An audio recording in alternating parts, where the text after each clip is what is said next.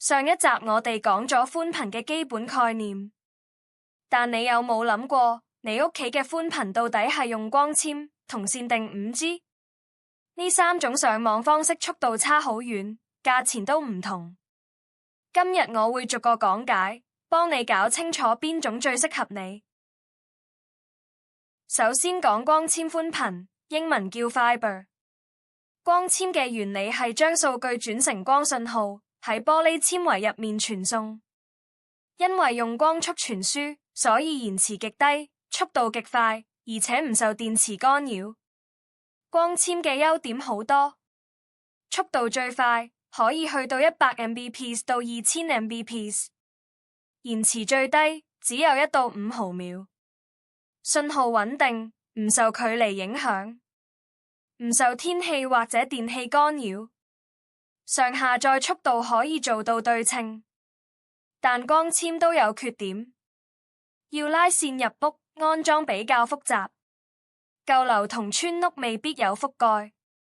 光纖線比較脆弱，唔好大力屈。如果有得揀，光纖永遠係首選。講到光纖，其實仲有分 FTTH 同 FTTB， 好多人唔知。FTTH 即係 Fiber to the Home， 光纖直接拉到你屋企，全程光纖，冇轉換，速度最快。FTTB 即係 Fiber to the Building， 光纖只去到大廈機房，由大廈機房到你屋企嘅最後一段用電話銅線。因為最後一段用銅線，速度會受限制。點樣分辨呢？睇下你屋企有冇光纖插座，通常係白色小盒，有嘅話就係 FTTH， 如果只有電話線插咗就可能係 FTTB。簽約之前記得問清楚係 FTTH 定 FTTB， 因為速度可以差好遠。第二種係銅線寬頻，即係 DSL 或者 VDSL。銅線用傳統電話線傳送數據，技術好成熟，但速度有限。舊式嘅 ADSL 最高只有24Mbps， 而家已經好少人用。改良版 VDSL 最高可以去到100Mbps， 但要距離機房好近先有呢個速度。銅線最大嘅問題係距離需減，你同機房越遠，速度越慢，呢個係物理限制，冇辦法解決。如果你屋企只有銅線寬頻，建議考慮5G 家居寬頻做替代。銅線係過渡技術，遲早會被光纖同5G 完全取代。第三種係5G 家居寬頻。5G 家居寬頻用5G 流動網絡信號提供上網服務。寬頻公司會俾你一個5G router， 插電就可以用 WiFi 上網。最大嘅優點係唔使拉線，安裝超簡單，搬屋仲可以帶住走。速度大約100到500Mbps， 一般家庭使用完全夠用。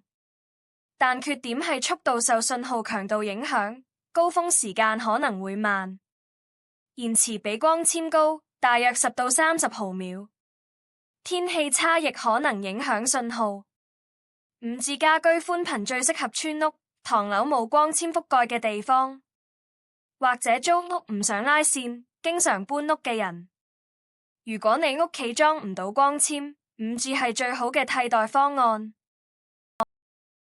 而家用數據比較三種寬頻。速度方面，光纖最高2000Mbps， 5G 最高500Mbps， 銅線最高100Mbps。延遲方面，光纖最低1到5毫秒。5G 同銅線都係10到30毫秒。穩定性方面，光纖最高，銅線中等，5G 受信號影響。安裝方面，光纖要拉線，銅線用現有電話線，5G 插電即用。月費方面，光纖同5G 差唔多，大約100到200蚊，銅線稍平。綜合評分，光纖第一，5G 第二，銅線第三。但要視乎你嘅環境同需求，冇絕對嘅答案。睇下實際使用場景，瀏覽網頁同社交媒體，三種寬頻都夠用。睇 YouTube 高清同 Netflix 4K 三種都可以應付，但如果要打機要低延遲，光纖係最佳選擇。4個人同時上網，光纖同 5G 都冇問題，但同線會好勉強。如果要直播或者上傳大檔案，光纖嘅上載速度最有優勢。在家工作用 VPN， 需要穩定嘅連接，光纖最可靠。點樣知道自己用緊邊種寬頻呢？有3個方法。第一，睇入屋嘅線，有白色小盒連住幼幼嘅線就係光纖，只有電話線插咗可能係銅線。有個比較大嘅 5G router 就係 5G 家居寬頻。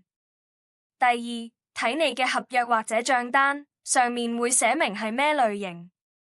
第三，去 speedtest.net 測速，速度超過100 Mbps 通常係光纖，速度低過50 Mbps 就有可能係銅線。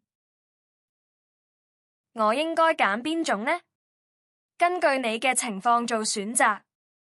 住私人屋苑或新樓，揀光纖，大部分都有覆蓋。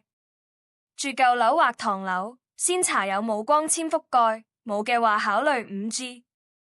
住村屋或偏遠地區，5G 家居寬頻係最佳選擇。租屋或經常搬屋，5G 最方便，帶住走唔使拉線。打機或直播用家，一定要光纖，延遲最低，上載最快。預算有限，比較各供應商嘅月費，5G 有時有優惠。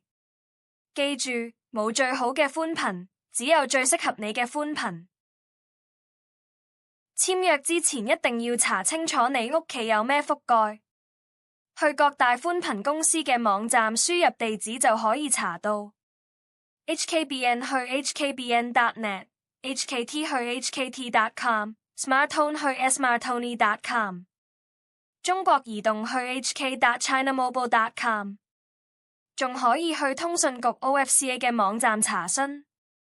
記住，同一個地址可能有幾間供應商覆蓋，所以要逐間查同比較價錢，千祈唔好查完一間就算。今日你學識咗5個重點。第一，光纖最快最穩定，有得揀一定揀光纖。第二，銅線係舊技術，速度有限，受距離影響。第三，5G 免安裝，係村屋同租屋嘅最佳替代方案。第四，FTTH 同 FTTB 有分別，簽約前要問清楚。